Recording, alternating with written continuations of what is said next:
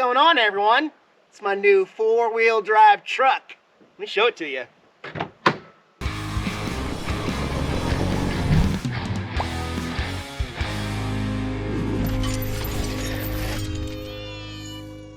Thanks again for joining me on the channel, everyone. Eric here from Nomadic Fanatic. Hope you guys are well. I will be uploading this video with some Canadien internet.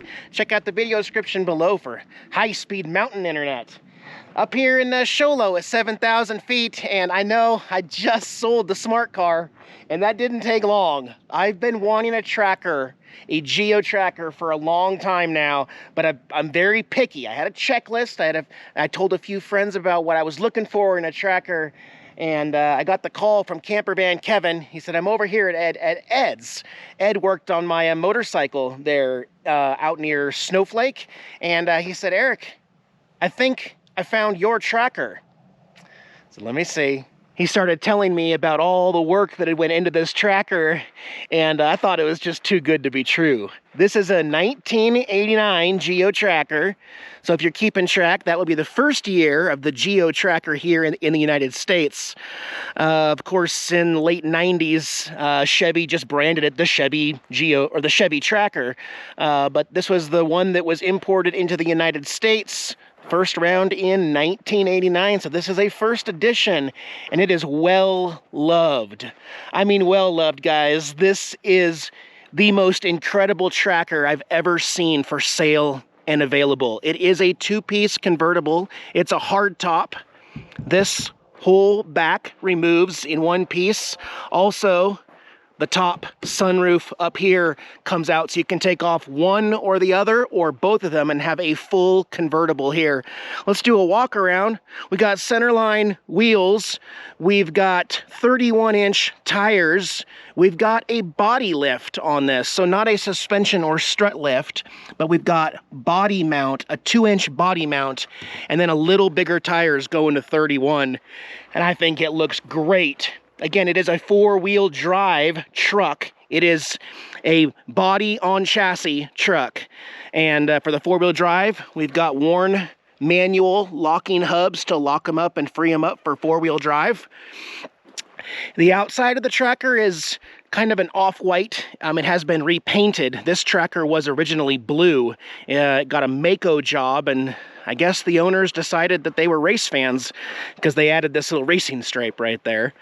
Also some custom pinstriping on the back that kind of matches the same color. Does have a spare tire. Does have a rear hitch for hauling something small, a little trailer, a little boat, or a Rhino dump station bucket. Let's see, somebody put in a CB radio. It's not in here now, but the antenna is there on the side. Let's keep walking around here. On the front, look at this, guys. Not only do we have an electric winch that works, but it is already set up to flat tow, and I got all of the Roadmaster hardware to tow it behind the RV 4 wheels down already, and wired up for lighting so it plugs in, and then you already have the integrated taillights just like my smart car had. This is ready to be a towed right now.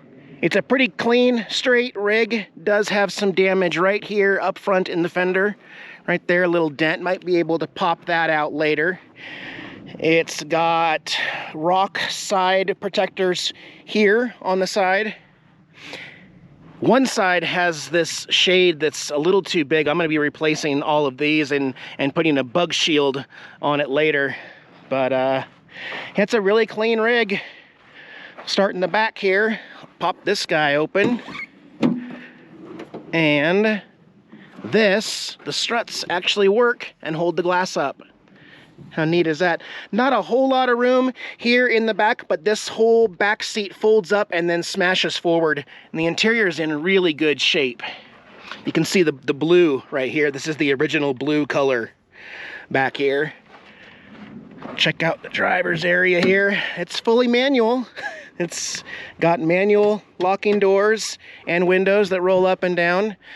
The cloth interior, pretty darn good condition. I'm pretty sure this is aftermarket. I think 89 Geo had a different color scheme, but it's all in such great condition and matches all the way through that I'm okay with it, actually.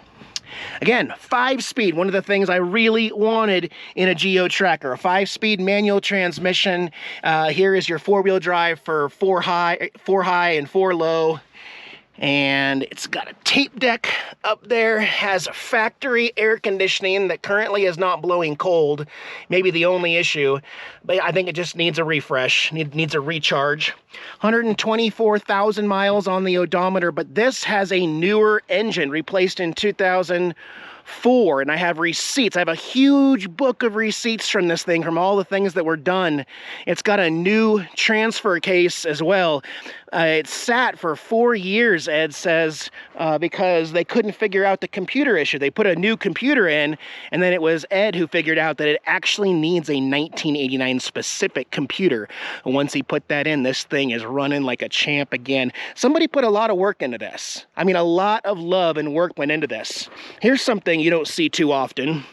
It's got a complete Cal Mini front end suspension up here that goes all the way back. Same thing on the back. See all the blue in there? So it's been loved, it's been taken care of. Let me pop the hood, and in case you don't know, Geo, you pop the hood under the passenger glove box. Right there. Under the hood here, we got electronic fuel injection. They were pretty proud of it. 1989, all of the Geo Trackers had fuel injection. It's got the 1.6 liter 4-cylinder engine here. Like I said, it's been replaced. Look at those brand new headers there. Yeah, Geo Tracker with a completely new header system and exhaust that runs all the way underneath. And it's worth noting, again, underneath that when they put the whole exhaust systems on, they've got these rock protectors, skid plates that go all the way back. So this was meant to go off-road and play. And again, you can see some of the blue trim from the old color there. I'm not 100% sold on white for the immediate future. I may have this wrapped a different color, but for right now, the white looks really good behind the Bigfoot, right? As a nomad traveler, I always like to say that every toy that I travel with also needs to be a tool. That's why I like dual purpose stuff. And this Geo Tracker is essentially the dual sport of any tow that you could have behind your RV. It is fully capable of going anywhere where a Jeep Wrangler could go, as well as on any road. It goes 80 miles an hour. Through town here in Show Low, I can go 80 miles an hour downhill. Not that I've tried that. I go the speed limit, 65 every time. But it's just a fully capable off-road, on-road vehicle that is a lot of fun to look at. And yes, I will probably miss my smart car a lot, but it was time for something a little more practical for me. And the fact that this is already ready to tow, just what a game changer. This is going to be the next vehicle I tow behind my RV. But I've got a few things I want to have looked at. Like I said, I want to get the AC recharged. Maybe I'll take it down to Stan's where Kevin takes all his trackers down there and have him just look over everything. I may be without it for a week or two, but I still got the motorcycle, and just make sure everything's good. The tires are fine right now. The rig did sit for 4 years, so I'm not too worried about the tires, but I will keep a close eye on them. I have a spare on the back. I also have a bottle jack on hand and the locking hub. This one right here has a lock, and I have that, so I can do my own tire changes on the road if I need to.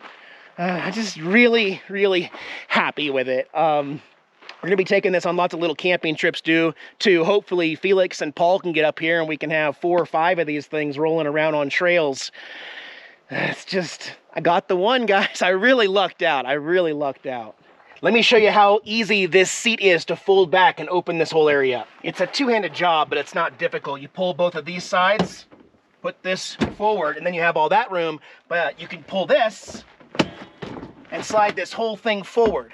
And then you can pack coolers and sleeping bags and camping gear and whatever you want back here. I think I'll probably leave it in this configuration most of the time. In another video, we're gonna go topless and take all this off. I need to figure it out.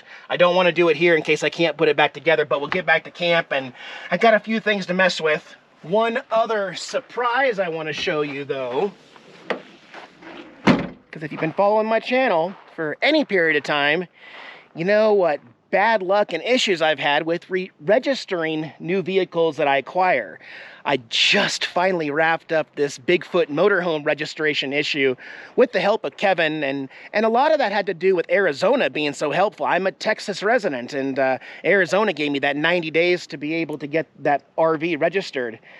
Well, guys, you're not going to believe how easy it was to get this registered. Again, I'm in Arizona. I purchased this in Arizona. I'm a Texas resident. And Texas requires me to get all my vehicles inspected before I can even get registration and a title. However, Arizona is so cool. And thank you, Campervan Kevin, again, and Ed, for taking me down to the deal. We were in and out in 5 minutes. This is literally what happened. We walked in there, and Ed said, I'm going to sell this tracker with the title to this guy right here.